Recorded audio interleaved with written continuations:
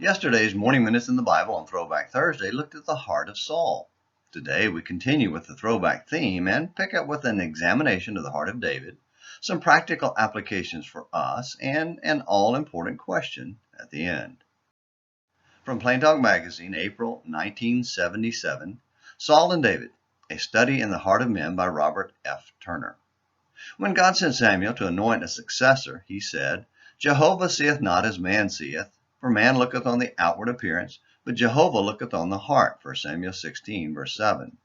The trust of that heart was shown when David went forth to meet Goliath, armed only with a sling, but saying, Jehovah saveth not with sword and spear, for the battle is Jehovah's. 1 Samuel 17, verse 47.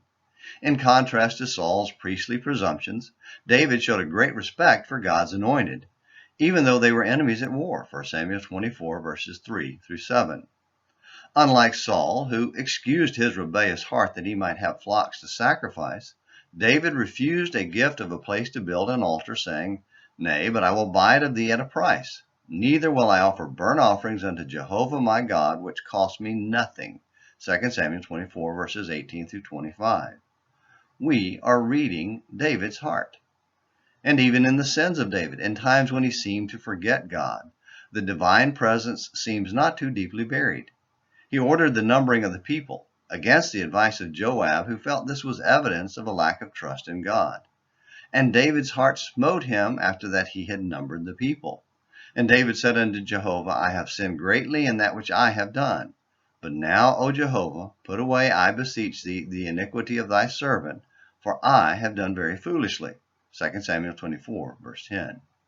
When he was given his choice of punishments, 2 from men and 1 from God, he chose God, saying, For his mercies are great, and let me not fall into the hand of man. Verse 14.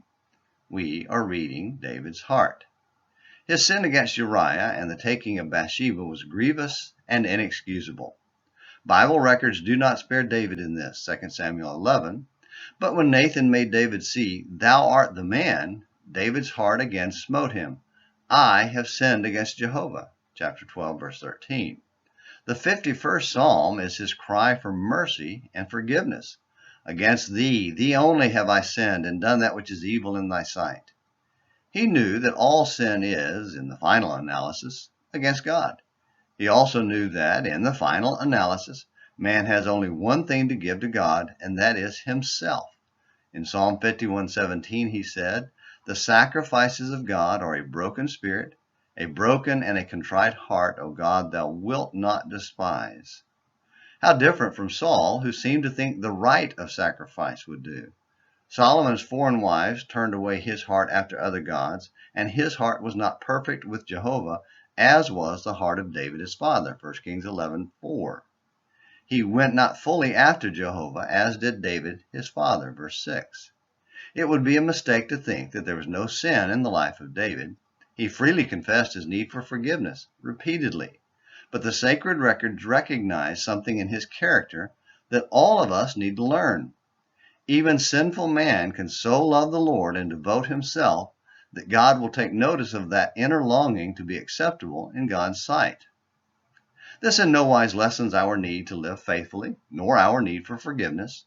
On the contrary, it puts upon man the responsibility to do the one thing he can do perfectly, in effect, will to do right. Delight in the law of God after the inward man, Romans 7:22. Serve the law of God with the mind, 7:25. Be spiritually minded, chapter 8, verse 6.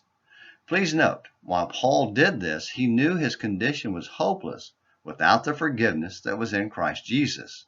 But without this inner resolve, this giving of the Spirit or heart, we cannot have the blessings that are in Christ Jesus. Paul said, I serve God with my spirit, Romans 1, verse 9. Again, he is a Jew, which is one inwardly, and circumcision is that of the heart, in the spirit, and not in the letter, whose praise is not of men, but of God, Romans 2, verse 29. Are you a Saul or a David? Well, know this, God reads your heart, and even the world sees the fruit of your inner character. That is a truly great contrast and great question. Thanks, Robert.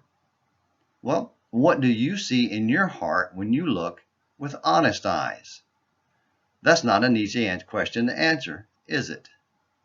Until tomorrow's Morning Minutes in the Bible, this is James McClenny, hoping you have a great day.